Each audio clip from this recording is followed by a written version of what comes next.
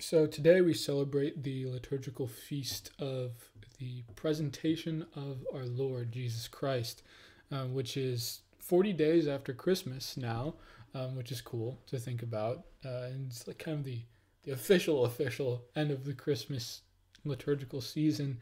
But it is celebrating Jesus being presented in the temple and being presented to the Lord as was ancient Jewish custom. And I want to talk about the two characters that are present in the temple at the time of Jesus' presentation, Simeon and Anna, and how their story and their witness is applicable to me and to you today. They're two old folks, Simeon and Anna, and they're both people who are waiting, or who were waiting for the coming Messiah, or for someone to come to the temple. Specifically, Simeon, it says the man was righteous and devout, awaiting the consolation of Israel. It had been revealed to him that he should not see death before he had seen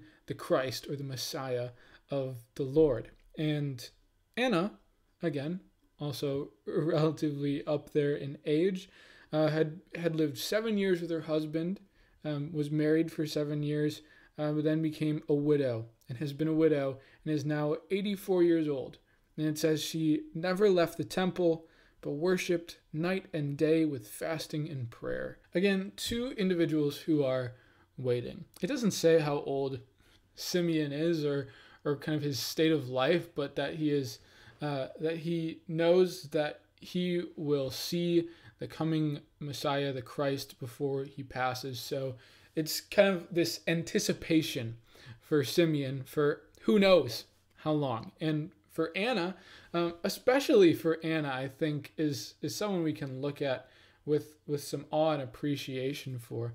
As a widow, is now 84 years old, was married for 7 years. So she's been a widow for a long time. And in ancient Israel, being a widow is pretty low class, and one of the socially low members of society. But yet it said she never left the temple. She came back to the temple day after day in prayer and in fasting. And both of these people, Simeon and Anna, were devout in their prayer and their fasting and their relationship with God, even in their season of waiting. And you and I know that we are so often in this season of our lives, we're just waiting for something from God. Like, God, just give me the answer to this, or show me where you want me to go with this, or give me specific clarity, and just this anticipation of something from God that we have to wait for. And the waiting is hard. And the waiting is really, really hard, and just crying out to God. And it can be discouraging. It can be really discouraging if we have to wait so long for things, for clarity for things, for doors to open up, for answers to questions that have been on our hearts.